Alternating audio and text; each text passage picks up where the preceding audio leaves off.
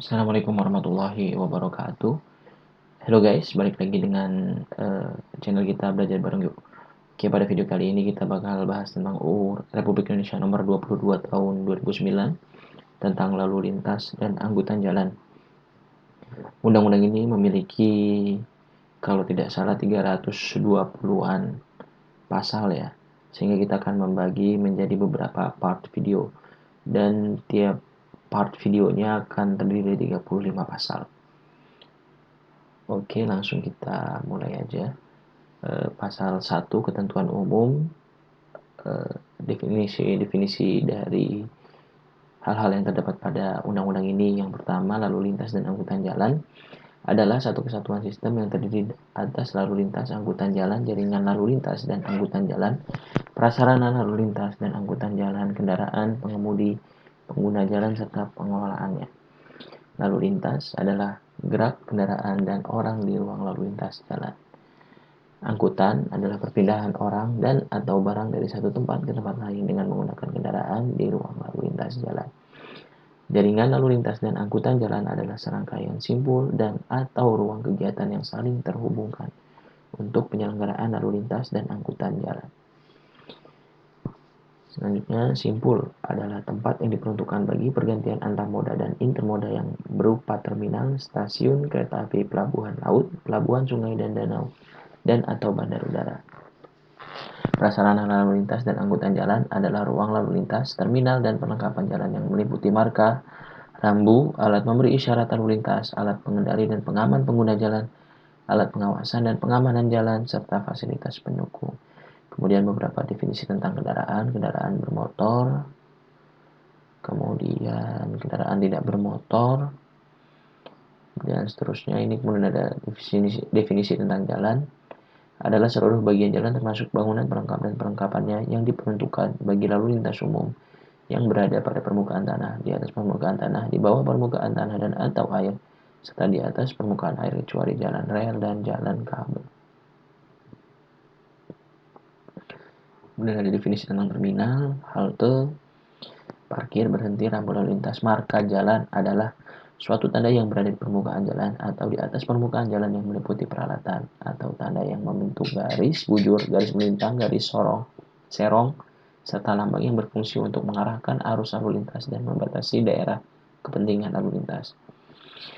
Alat memberi isyarat lalu lintas adalah perangkat elektronik yang menggunakan isyarat lampu yang dapat dilengkapi dengan isyarat bunyi untuk mengatur lalu lintas orang dan atau kendaraan di persimpangan atau pada ruas jalan. Kemudian ini ada beberapa definisi tentang sepeda motor, perusahaan angkutan umum, kemudian ada pengguna jasa, pengemudi, kecelakaan lalu lintas, penumpang, pejalan kaki, pengguna jalan. Nah, ini ada lagi definisi dari dana preservasi jalan adalah dana yang khusus digunakan untuk kegiatan pemeliharaan, rehabilitasi, dan rekonstruksi jalan secara berkelanjutan sesuai dengan standar yang ditetapkan. Kemudian ada lagi pemerintahan daerah adalah gubernur, bupati, atau wali kota dan perangkat daerah sebagai unsur penyelenggara pemerintahan daerah. Kemudian pasal 2 asas tentang lalu lintas dan angkutan jalan. Kemudian pasal 3 tujuan lalu lintas dan angkutan jalan adalah yang A, terwujudnya pelayanan lalu lintas dan angkutan jalan yang aman, selamat, tertib, lancar, dan terpadu dengan moda angkutan lain. B, terwujudnya etika berlalu lintas dan budaya bangsa. Dan C, terwujudnya penegakan hukum dan kepastian hukum bagi masyarakat. Pasal 4, ruang lingkup keberlakuan undang-undang. Undang-undang ini berlaku untuk membina dan menyelenggarakan lalu lintas dan angkutan jalan yang aman, selamat, tertib, dan lancar melalui A, kegiatan gerak pindah kendaraan orang dan atau barang di jalan. B, kegiatan yang menggunakan sarana, prasarana, dan fasilitas pendukung lalu lintas dan angkutan jalan. Dan C, kegiatan yang berkaitan dengan registrasi dan identifikasi kendaraan bermotor dan pengemudi, pendidikan berlalu lintas, manajemen dan rekayasa lalu lintas, serta penegakan hukum lalu lintas dan angkutan jalan. Pasal 5, pembinaan. Negara bertanggung jawab atas lalu lintas dan angkutan jalan dan pembinaan yang dilaksanakan oleh pemerintah. Pembinaan lalu lintas dan angkutan jalan. Sebagaimana dimaksud pada ayat 1 meliputi A. Perencanaan, B. Pengaturan, C. Pengendalian, dan D. Pengawasan. Dan pasal 6 masih tentang pembinaan. Pembinaan lalu lintas dan angkutan jalan meliputi poin A sampai poin E. Kemudian di ayat keduanya dalam melaksanakan pembinaan, pemerintah dapat menyerahkan sebagian urusannya kepada pemerintah provinsi dan atau pemerintah kabupaten atau kota. Urusan pemerintahan provinsi untuk pembinaan lalu lintas dan angkutan jalan meliputi poin A sampai dengan poin C. Urusan pemerintah kabupaten atau kota dalam melakukan pembinaan lalu lintas dan angkutan jalan meliputi A. Penetapan sasaran dan arah kebijakan sistem lalu lintas dan angkutan jalan kabupaten atau kota yang jaringannya berada di wilayah kabupaten atau kota. Kemudian B. Pemberian bimbingan, penelitian, sertifikasi, dan izin kepada perusahaan angkutan umum di kabupaten atau kota. Dan C. Pengawasan terhadap pelaksanaan lalu lintas dan angkutan jalan kabupaten atau kota. Pasal 7. Penyelenggaraan. Ayat 1. Penyelenggaraan lalu lintas dan angkutan jalan dalam kegiatan pelayanan langsung kepada masyarakat dilakukan oleh pemerintah daerah, badan hukum, dan atau masyarakat. Penyelenggaraan lalu lintas dan angkutan jalan oleh pemerintah sebagaimana dimaksud pada ayat 1 dilaksanakan sesuai dengan tugas pokok dan fungsi instansi masing-masing, meliputi A. Urusan pemerintah di bidang jalan oleh Kementerian Negara yang bertanggung jawab di bidang jalan. B. Urusan pemerintahan di bidang sarana dan prasarana lalu lintas dan angkutan jalan oleh Kementerian Negara yang bertanggung jawab di bidang sarana dan prasarana lalu lintas dan angkutan jalan. Yang C. Urusan pemerintahan di bidang pengembangan industri lalu lintas dan angkutan jalan oleh Kementerian Negara yang bertanggung jawab di bidang industri. D. Urusan pemerintahan di bidang pengembangan teknologi lalu lintas dan angkutan jalan oleh Kementerian Negara yang bertanggung jawab di bidang pengembangan teknologi. Dan E.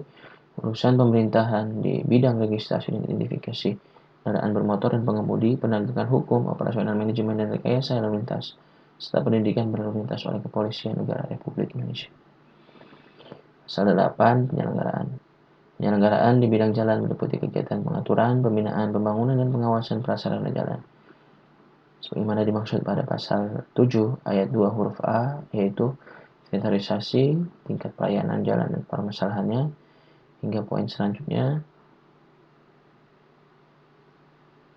Kemudian ini penyelenggaraan bidang sarana dan prasarana lintas jalan dalam pasal 7 ayat 2 huruf B meliputi ini, poin A sampai dengan G. Kemudian penyelenggaraan di bidang industri sebagaimana dimaksud dalam pasal 7 ayat 2 huruf C meliputi poin A sampai poin C. Untuk pasal 11 penyelenggaraan di bidang pembangunan teknologi sebagaimana terdapat pada pasal 7 ayat 2 meliputi poin A sampai dengan poin C. Ini masih tentang penyelenggaraan seperti dapat dibaca pada slide. Kemudian ini masih tentang penyelenggaraan untuk pasal 13. Pasal 14 rencana induk jaringan lalu lintas dan angkutan jalan. Rencana induk jaringan lalu lintas dan angkutan jalan dimaksud pada ayat 1 terdiri atas A. Rencana induk jaringan lalu lintas dan angkutan jalan nasional, yang B. Jalan provinsi, yang C. Jalan kabupaten atau kota. Tujuannya pada ayat 1 untuk mewujudkan lalu lintas dan angkutan jalan yang terpadu, dilakukan pengembangan jaringan lalu lintas dan angkutan jalan untuk menghubungkan semua wilayah di daratan. Pasal 15. Rencana induk jaringan lalu lintas dan angkutan jalan nasional memuat A. Perakiraan perpindahan orang dan atau barang menurut asal tujuan perjalanan lingkup nasional. B. Arah dan kebijakan peranan lalu lintas dan angkutan jalan nasional dalam keseluruhan moda transportasi. C. Rencana lokasi dan kebutuhan simpul nasional, dan D. Rencana kebutuhan ruang lalu lintas nasional.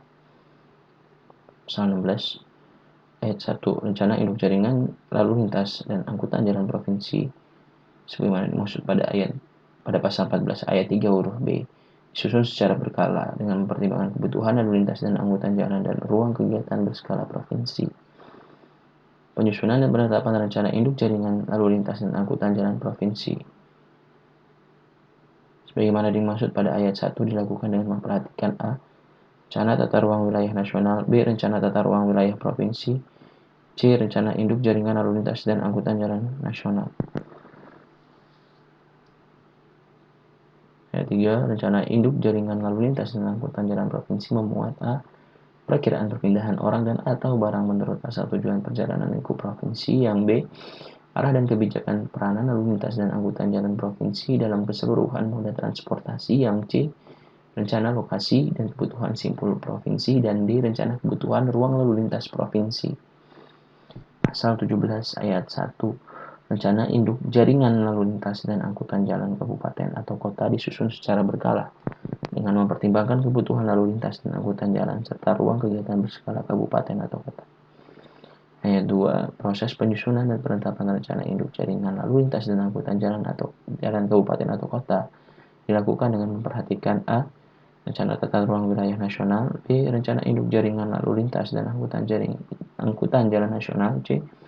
Rencana tata ruang wilayah provinsi. D. Rencana induk jaringan lalu lintas dan angkutan jalan provinsi. Dan E. Rencana tata ruang wilayah kabupaten atau kota. Ayat 3. Rencana induk jaringan lalu lintas dan angkutan jalan kabupaten atau kota memuat seperti pada poin A hingga poin D. Pasal 19 tentang kelas jalan. Jalan dikelompokkan menjadi beberapa kelas berdasarkan A. Fungsi dan intensitas lalu lintas guna kepentingan pengaturan penggunaan jalan dan kelancaran lalu lintas dan angkutan jalan. B. Daya dukung untuk menerima muatan sumbu terberat dan dimensi kendaraan bermotor. Pengelompokan jalan menurut kelas jalan dimaksud pada ayat 1 terdiri atas A. Jalan kelas 1 yaitu jalan arteri dan kolektor yang dapat dilalui kendaraan bermotor dengan ukuran lebar tidak melebihi 2.500 mm atau 2,5 meter, ukuran panjang tidak melebihi 18 meter, ukuran paling tinggi adalah 4,2 meter dan muatan sumbu terberat sebesar 10 ton. Jalan kelas 2 yaitu jalan arteri, kolektor lokal dan lingkungan yang dapat dilalui kendaraan bermotor dengan ukuran lebar tidak melebihi 2,5 meter, ukuran panjang tidak melebihi 12 meter, ukuran paling tingginya 4,2 meter dan muatan sumbu terberatnya adalah 8 ton. Jalan kelas 3 yaitu jalan arteri, kolektor lokal dan lingkungan yang dapat dilalui kendaraan bermotor dengan ukuran lebar tidak melebihi 2,1 meter dengan panjang tidak melebihi 9 meter, ukuran paling tingginya 3,5 meter dan muatan sumbu terberatnya adalah 8 ton. Jalan kelas khusus yaitu jalan arteri yang dapat dilalui kendaraan bermotor dengan ukuran lebar melebihi 2,5 meter, ukuran panjang yang melebihi 18 meter, ukuran paling tingginya adalah 4,2 meter dan muatan sumbu terberat lebih dari 10 ton. Dalam keadaan tertentu, daya dukung kelas jalan kelas 3 dapat ditetapkan muatan sumbu terberat kurang dari 8 ton. 19 masih ayat 4-nya.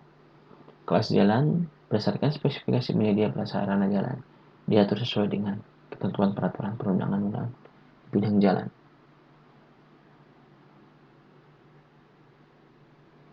Pasal 20. Penetapan kelas jalan pada setiap ruas jalan dilakukan oleh pemerintah untuk jalan nasional, pemerintah provinsi untuk jalan provinsi, pemerintah kabupaten untuk jalan kabupaten, atau pemerintah kota untuk jalan kota.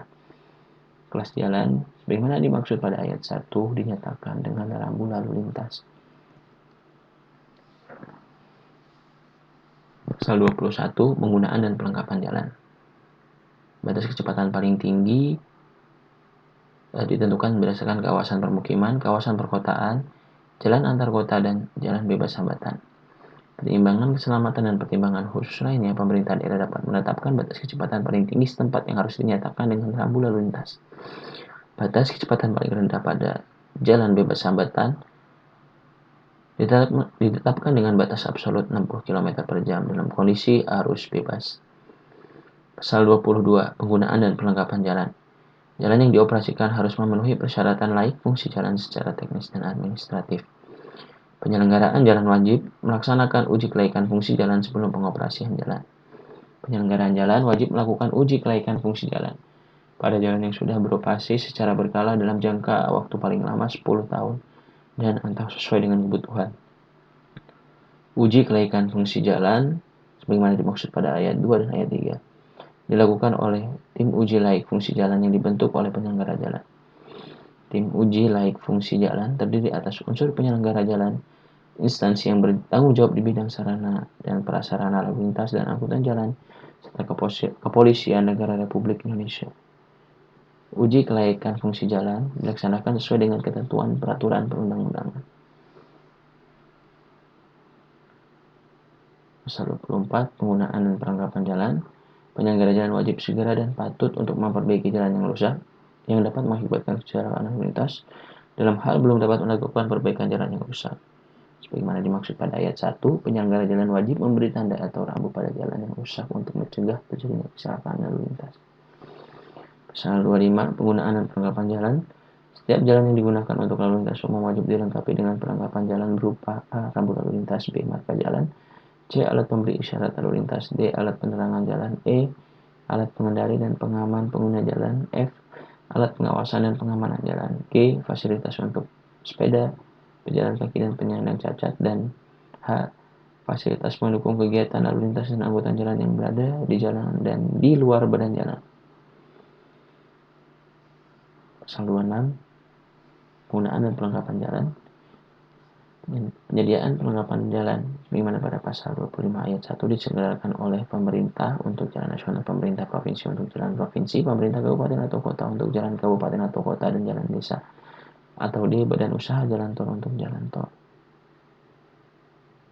Pasal 27, perlengkapan jalan pada jalan lingkungan tertentu disesuaikan dengan kapasitas, intensitas, dan volume lalu lintas. Pasal 28, setiap orang dilarang melakukan perbuatan yang mengakibatkan kerusakan dan atau gangguan fungsi jalan. Setiap orang dilarang melakukan perbuatan yang mengakibatkan gangguan pada fungsi perlengkapan jalan. Pasal 29, dana preservasi jalan digunakan khusus untuk kegiatan pemeliharaan, rehabilitasi, dan rekonstruksi jalan.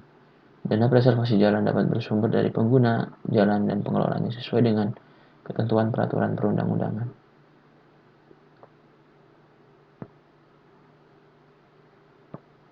Pasal 30, dana konservasi jalan. Pengelolaan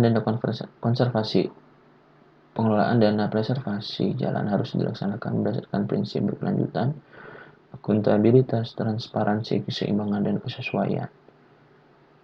Pasal 31, dana preservasi jalan dikelola oleh unit pengelolaan dana preservasi jalan yang bertanggung jawab kepada Menteri di bidang jalan. Pasal 32, ketentuan mengenai organisasi dan tata kerja unit pengelolaan dana preservasi jalan diatur dengan peraturan Presiden. Pasal 33, fungsi, klasifikasi, dan tipe terminal. Ayat 1, untuk menunjang kelancaran perpindahan orang dan atau barang serta keterpaduan intramoda dan antarmoda di tempat tertentu dapat dibangun dan diselenggarakan terminal. Terminal sebagaimana dimaksud pada ayat 1 berupa terminal penumpang dan atau terminal barang. Pasal 34, terminal penumpang sebagaimana dimaksud dalam pasal 33 ayat 2 menurut pelayanannya dikelompokkan dalam tipe A, tipe B, dan tipe C. Setiap tipe sebagaimana dimaksud pada ayat 1 dibagi dalam beberapa kelas berdasarkan intensitas kendaraan yang dilayani.